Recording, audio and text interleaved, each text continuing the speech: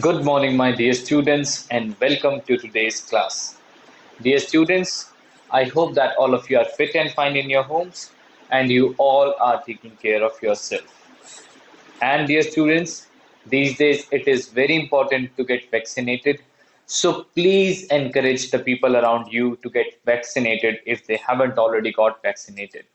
This is your responsibility as a student of OPS, and this is a responsibility that you must shoulder given the fact that you are a true citizen of the country. Now, my dear students, let's start our class. In today's class, once again, we'll be reading about Iswaran the storyteller. Who's Iswaran? Iswaran is the cook of a Mr. Mahendra. Okay, and who's Mr. Mahendra? Mr. Mahendra, he is a person who has the job of being a supervisor. And Mr. Mahendra, he moves very quickly from one site to another. So that's why we have Iswaran in the story who has a very important role of supporting Mr. Mahendra. So what we have read up to now is about the daily routine, what means what is the daily schedule of what are the daily activities in which Mahendra and Iswaran they both indulge. Mahendra basically he goes to his job, Iswaran he cooks and cleans after Mahendra. Okay, now dear students, it's time for us to read more into the story because yesterday we were left at a cliffhanger. Cliffhanger क्या होता है? एक ऐसा point जहां पे हमें पता नहीं होता स्टोरी में आगे क्या होगा. Remember where was the cliffhanger? The elephant story, which was narrated by Iswaran, that a wild elephant had gone mad, and then that elephant, when it was touched on its third toenail by Iswaran with the help of a stick, the elephant he fainted. Okay, so it's time for us to read forward and find out what's there in the story of Iswaran the storyteller. And before I begin our class, please make sure that you know the answer to this question. Who's the writer of this chapter? Who's the writer of this story, Iswaran the storyteller? Come on, give yourself 3 seconds. 3, 2, 1. And the answer is, it's R.K. Lakshman. Okay, if you don't know the answer, then please be careful about it. Make it a habit to learn the names of the writers because writers and poets, they are very important. Questions gonna come in the exam. Okay, now let's read forward. All of you, please come to page number 15. We will be starting with the first paragraph. At this point, Iswaran would leave the story unfinished and get up mumbling. So मैंने आपको पहले ही बताया कि ईश्वरन जो है वो Cliff hanger पे story छोड़ता था. कोई उसको जब जाना था तो एक इम्पोर्टेंट पॉइंट, एक ऐसा पॉइंट जहां पे सस्पेंस क्रिएट हुआ है. At that point, he would leave the story and he would get up mumbling. Mumbling means speaking slowly. He would be speaking slowly, बहुत ही बड़बड़ाते हुए. I will be back after lighting the gas and warming up the dinner. Okay, so वो gas और को जलाकर और dinner warm करके he'll be back. Mahendra, who had been listening with rapt attention, would be left hanging. So rapt attention means total attention, absolute attention. उस attention में कोई भी doubt नहीं था. Okay, so Mahendra जो वो complete attention से सुन रहा था, he would be left hanging. Obviously, मैंने आपको term बताई है cliffhanger, वो term काफी आपको clear कर चुकी होगी अब तक.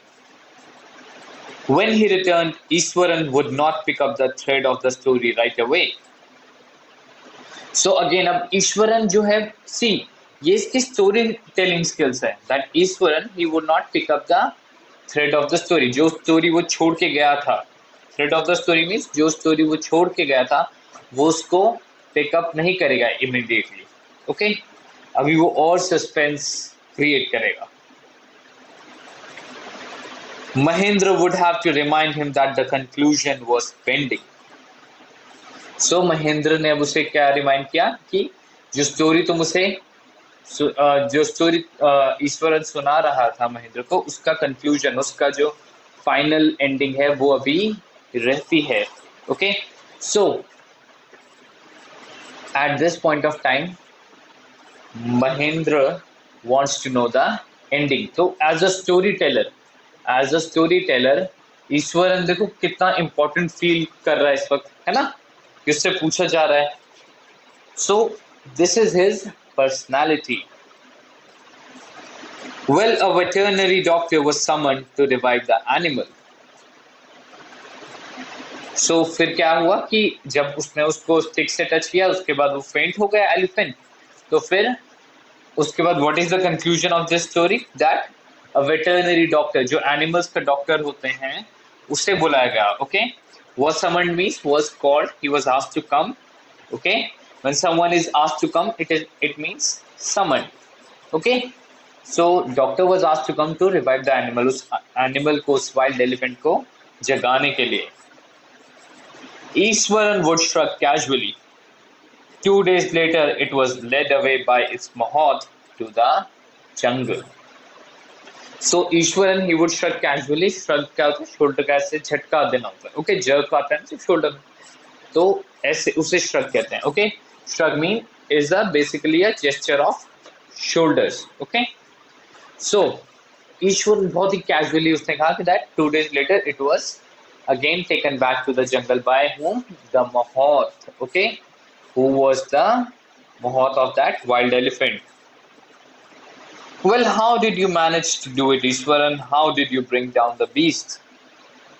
अब तक जो सीक्रेट है, लाइक अ मैजिशियन, जैसे मैजिशियन अपनी ट्रिक नहीं बताता है, ईश्वरन ने भी अब तक स्टोरी में अपनी ट्रिक नहीं बताई है. That how did he do it, उसने कैसे एक वाइल्ड एलिफेंट को बेहोश किया. It has something to do with the Japanese art, I think, sir. Karate or Jiu-Jitsu, it's called. So अब वो क्या कह रहा है, अब देखो वो अपनी नॉलेज को कह रहा है कि it had to do something with a Japanese art. वो ऐसे नहीं हुआ था, वो एक जापानीज आर्ट थी, उसके थ्रू हुआ था. और वो आर्ट कौन सी है? It was कराटे और जुजित्सु. ओके, दोनों ही मार्शल आर्ट्स हैं, आपको सबको पता होगा. कराटे तो काफी कॉमन भी है. ओके, सो ये जो सेल्फ डिफेंस टेक्निक्स हैं जापानीज, इन आर्ट्स के थ्रू वो कहता है कि ये हुआ है. I had read about it somewhere. It temporarily paralyzes the nervous system, you see. So अब वो क्या बता रहा है, अपनी नॉलेज शो ऑफ करेगी. देखो, I had read about it somewhere, मैंने कहीं पे इसके बारे में पढ़ा था. और इससे क्या होता है, इससे नर्वस सिस्टम पैरालाइज हो जाता है. पैरालिसिस क्या होता है? Paralysis is a stage of body in which the body stops moving. Okay, it's a state of body in which the body is unable to respond to the instructions given to it by brain. अगर आप brain से कहेंगे कि hand should move, then hand would move. But paralysis में, if you tell the body to move its hand, the hand would remain still, hand would not move. ये होता है paralysis. Okay, so Eswaran is telling कि उसने भी animal को, उस wild elephant को paralyze कर दिया था.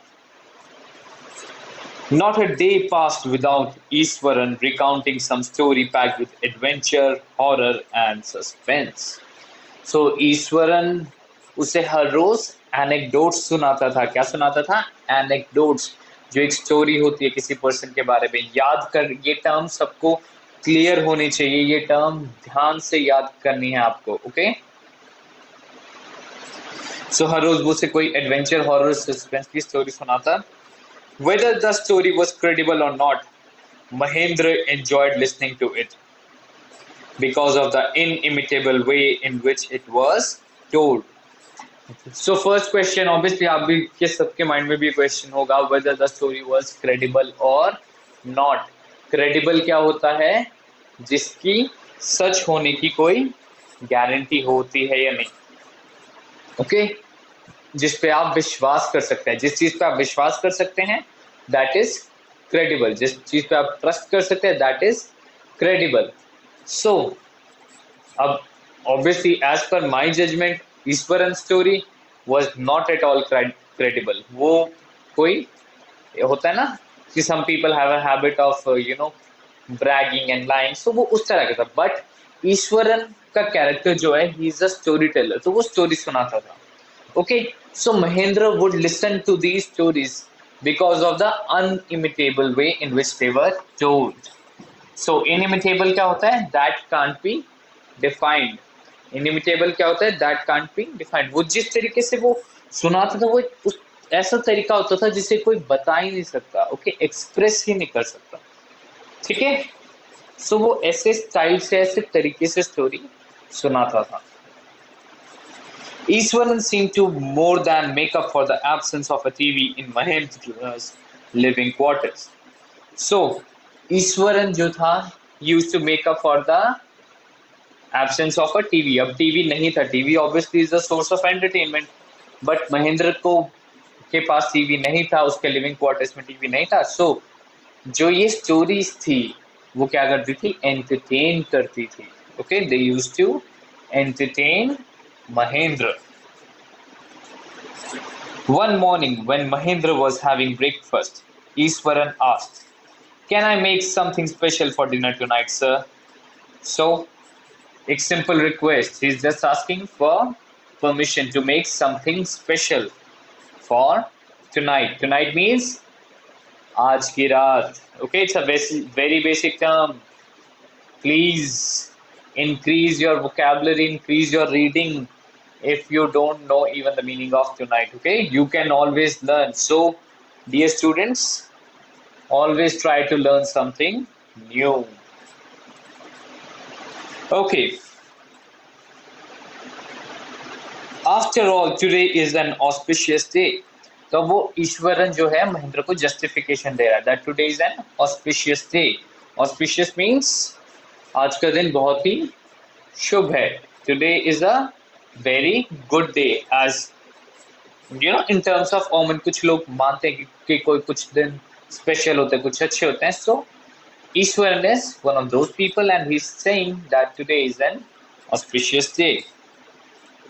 According to tradition, we prepare various delicacies to feed the spirits of our ancestors today, sir. So अब वो कह रहा है कि according to tradition, जो उनका tradition है उसके according वो various डेलिकेसीज प्रिपेयर करता है. डेलिकेसीज क्या होती हैं?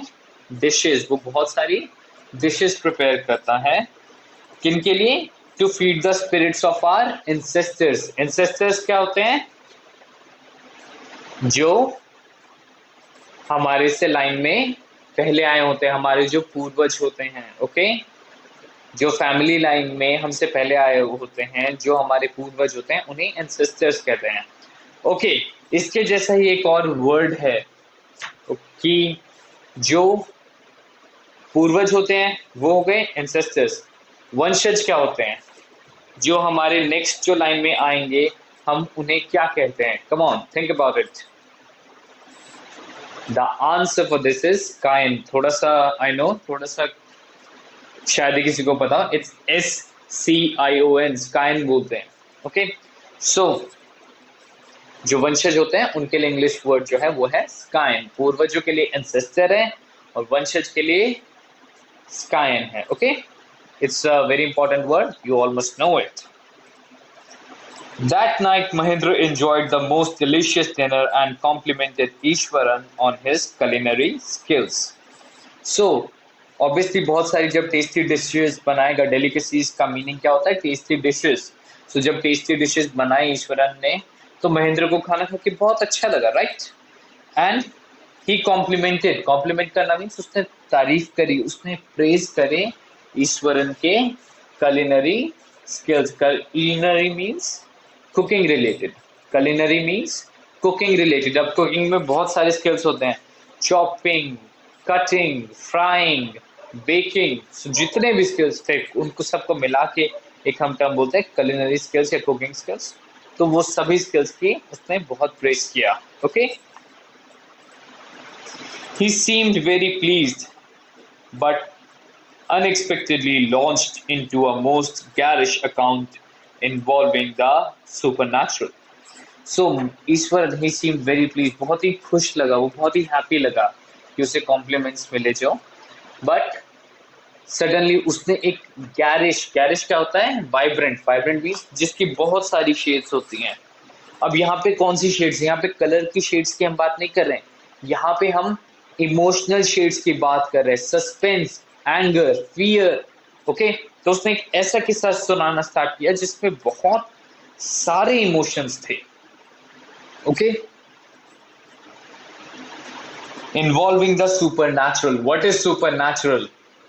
जो पैरानॉर्मल होती हैं, जो कि एक ह्यूमन, एक नॉर्मल पर्सन नहीं कर सकता। Okay, like suppose if you wherever you are sitting, if you start flying over there, है ना, वीडियो देखते देखते फोन हवा में उड़ने लगे या तुम हवा में उड़ने लगो, इज दैट पॉसिबल? ओके, अगर ऐसा कुछ होगा तो तुम्हें लगेगा ना कि कोई सुपरनैचुरल चीज है, कुछ कोई ऐसी शक्ति है जो कि सबको एज ह्यूमंस हमें नहीं मिलती। ओके, सो वैसी कुछ, कोई सुपर पावर या कोई गोस्ट पावर इस तरह की। Okay, you know sir, this entire factory area we are occupying was once a burial ground. अब उसने बताया कि this area was once a burial ground. burial ground क्या होता है? शमशान होता है। ओके, शमशान या फिर मुर्दा घाट जिसे हम कहते हैं, जहाँ पे डेड बॉडीज को बरी किया जाता है। Okay, he started. Mahindra was jerked out of the pleasant reverie he had drifted into after the satisfying meal. So Mahindra was jerked out. Jerked out means उसे झटका सा लगा। Okay, and he came out from the pleasant, बहुत जो अच्छी उसकी pleasant reverie थी। Reverie means absent mind dreaming, जो वो बिल्कुल वहाँ उस जगह को छोड़कर वो जो एक ख्यालों में था, उन ख्यालों से वो उसे झटका लगा, बाहर आया जब उसने सुना ये सुपरनैचुरल चीज के बारे में कि यहाँ पे तो एक क्या था, एक बरियल ग्राउंड था। I knew on the okay, I knew on the first day itself when I saw a human skull lying on the path. Even now I come across a number of skulls and bones. Iswaran continued. So Eswaran उसे बता रहा है कि उसे first day पता चल गया था जब उसने एक स्कल को देखा था रास्ते में। ओके, और अभी उसे रास्ते में बहुत सारे स्कल्स और बोन्स दिखाई देते हैं। He went on to narrate how he sometimes saw ghosts at night. So उसने नरेट किया कि बताने लगा वो कि उसने कैसे गोस्ट को देखा रात के वक्त। I'm not easily frightened by these things, sir. I'm a brave fellow. अब वो बता रहे that he is not easily frightened by these things. वो आसानी से इन चीजों से डरता नहीं है। But one horrible ghost of a woman which appears off and on at midnight during the full moon. But अब वो बता रहे कि there is a horrible ghost, बहुत ही बुरा भूत है एक औरत का, जो कि मिडनाइट पे, रात के 12 बजे, आधी रात को जब पूरा चांद निकलता है, ओके, रोशनी होती है, तब वो दिखाई देता है। ओके, जनरली मैंने जो सुना है वो ऑपोजिट है। ओके, फुल मून मीन्स पूर्णिमा की रात, राइट? बट मैंने सब जो स्टोरी सुनी है गोस्ट की, उसमें जो भूत होता है वो जनरली अमावस्या को, when the moon is not there in the sky, okay, when the moon is the, you know, the smallest part of it is visible and the sky is all dark, at that time I have heard that ghosts they venture out, but they are only ghosts. Okay, ऐसा, so this ghosts are make believe. Okay, वो real नहीं होते, there is no proof कि ghosts होते हैं। Okay, आपको कोई special experiment करने की जरूरत नहीं है to verify ghosts हैं या नहीं। Okay, so just थिंक कि ये एक कुछ लोग कहते हैं कि भूत होते हैं, कुछ लोग कहते हैं नहीं भूत होते हैं। So this is a debatable question, think of it as a debatable question. So but one horrible ghost of a woman which appears of on at midnight during the full moon. It is an ugly creature with matted hair and a shriveled face. like a skeleton holding a fetus in its arms. अब देखो उसने उसका क्या description दिया है. It has mated hair. Means उसके जो बाल हैं बिल्कुल काले हैं, ओके, और डार्क और शाइनी और हैं, ओके. और उसका फेस जो है वो बिल्कुल श्रिवल्ड है. Shrivelled means with wrinkles. उसके चेहरे पे बहुत ही झुर्रियां हैं, बहुत ही मतलब जैसे काफी ओल्ड जो लोग होते हैं 80-90 ईयर्स के जो लोग होते हैं उनके जैसे चेहरे हैं. एंड उसकी जो फिगर है, उसकी जो अपीयरेंस है वो कैसी है? It's like a skeleton holding a foetus in its arms. उसने क्या बताया कि एक स्केलेटन है, ओके, उसकी अपीयरेंस ऐसी है और उसके हाथ में क्या है? फीटस. फीटस क्या होता है? Unborn baby. जो मदर के वॉम्ब में होता है अनबॉर्न बेबी, उसकी अपीयरेंस वैसी है कि उसके हैंड में ऐसा एक फीटस है, okay. So quite a scary description, right? So, just like Iswaran, I will also leave you at a cliffhanger here. Okay. So, today we are going to read till here only. And in the next class, we will be reading forward. Now, dear students, if you have any doubts in today's lesson, then you can ask from me in the Karzala group. You can send me a message or you can give me a call. But please make sure you read the portion which we have read today and look up the meaning of difficult words from the dictionary, because supplementary reader का main काम यही है, okay. आपकी जो book है moments, इसका main काम यही है. It is to increase your vocabulary so all of you read properly, okay. So that's it for today, dear students. Thank you and have a great day ahead.